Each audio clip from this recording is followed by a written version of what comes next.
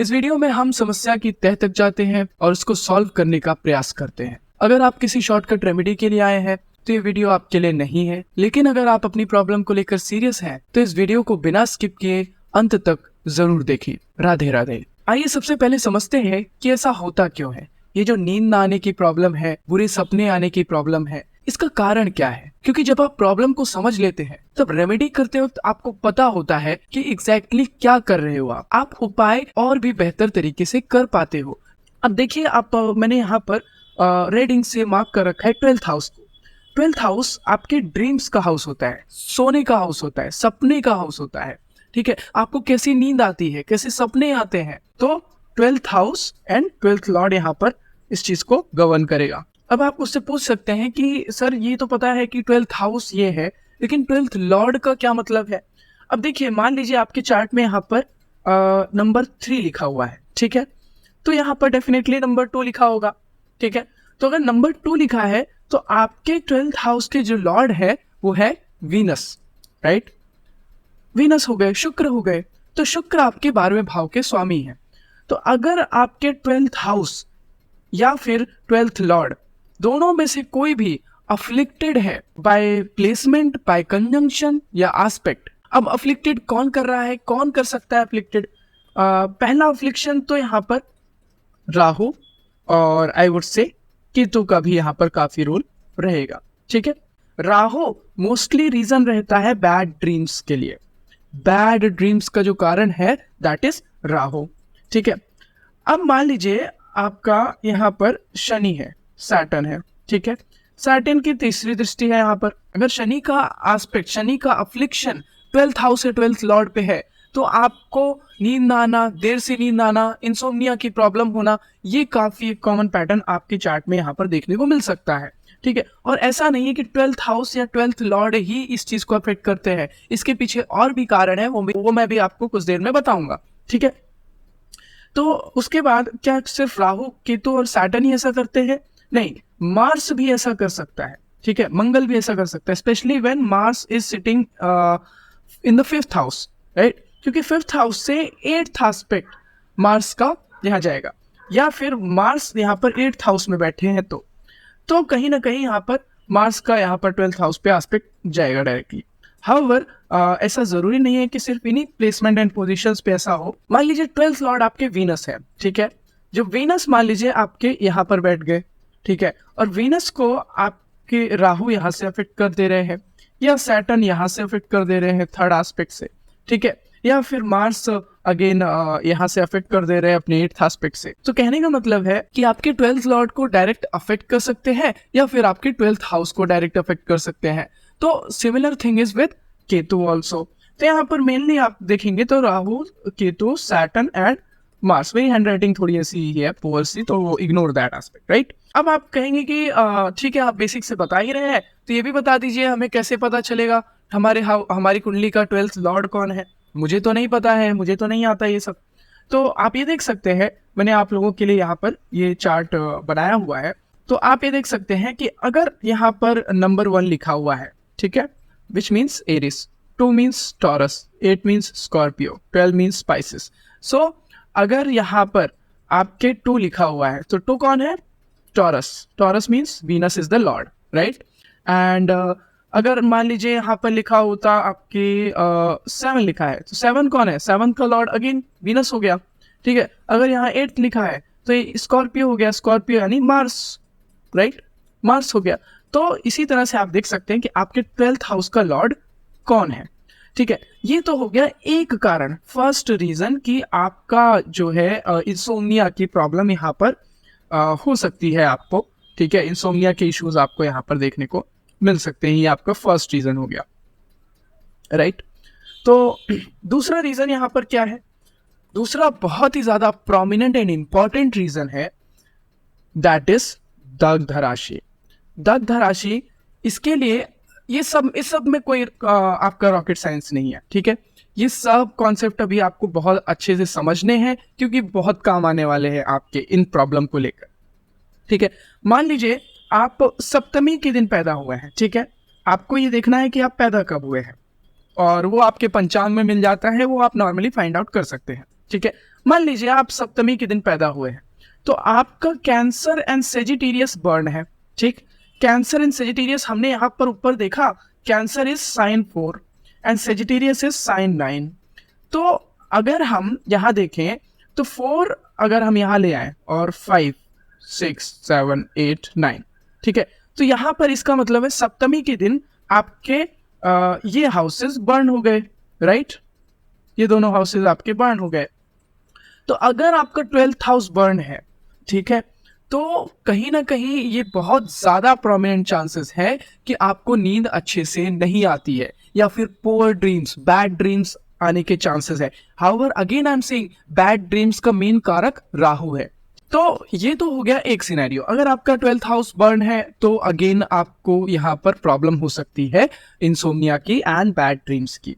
अब मान लेते हैं आपका यहाँ पर आप पैदा हुए हैं प्रतिपदा तिथि को, ठीक है, प्रतिपदा तिथि को आप पैदा हुए हैं, okay, and Libra and Capricorn आपका बर्न है, ओके, ठीक है। अब मान लेते हैं आप एरिस लगना है, प्रतिपदा अगर आप बर्न है तो आपका ये हाउस बर्न है और आपका ये हाउस बर्न है, राइट। अब 12th लॉर्ड आपके कौन हो गए? जुपिटर। 12th लॉर्ड आपके जुपिटर है, राइट। अगर जुपिटर लिब्रा में बैठ जाते हैं या जुपिटर आपके कैप्रिकॉर्न में बैठ जाते हैं, then there is a high chances कि आपको नींद अच्छी नहीं आने वाली है या फिर बुरे सपने आने के चांसेस भी बन सकते हैं अगर राहु अफिलिक्ट कर रहा है तो यहाँ ये एक मेजर इशू है। तो आपको आई होप ये चीज समझ आ गई होगी। अब मान लीजिए आपके राहु यहीं पर बैठे हैं, राहु यहीं पे बैठे हैं, सैटर्न यहीं पे बैठे हैं या फिर मार्स यहाँ पर बैठे हैं, ठीक है, या केतु यहाँ पर बैठे हैं, तो फिर काफी अच्छे चांसेस हैं कि आपको यहाँ पर नींद के इश्यूज हो सकते हैं। दूसरा एक मेजर जो कारक होता है कुंडली में नींद के लिए वो है चंद्रमा, मून। अब मून आपके मान लीजिए मून यहाँ पर बैठ गया, ठीक है, और ये मान लीजिए आपका कोई भी सेजिटेरियस साइन हो गया। अब सेजिटेरियस साइन आप देख सकते हैं कि किस दिन बर्न हो रहा है। सेजिटेरियस आपका सप्तमी के दिन बर्न हो रहा है, चतुर्दशी में बर्न हो रहा है। मान लीजिए आप चतुर्दशी को बर्न हुए हैं, ठीक है, चतुर्दशी को बर्न हुए हैं सेजिटेरियस, आपका मून भी अगर बर्न हो जाता है या मून के ऊपर आपका राहु का अफ्लिक्शन हो जाता है या सैटर्न का अफ्लिक्शन हो जाता है, ठीक है, या फिर मार्स का अफ्लिक्शन हो जाता है, ठीक, तो आपका नींद का प्रॉब्लम, ड्रीम स्लीप का प्रॉब्लम यहाँ पर पूरा रहने वाला है।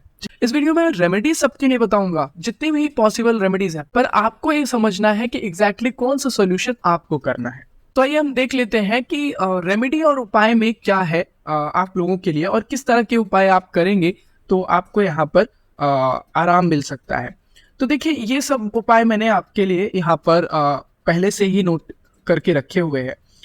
अब 2 तरह के उपाय यहाँ पर मैं आपको बताऊंगा, ठीक है, 2 तरह के उपाय, एक हो गया शॉर्ट टर्म, ठीक है, और एक हो गया लॉन्ग टर्म, ठीक।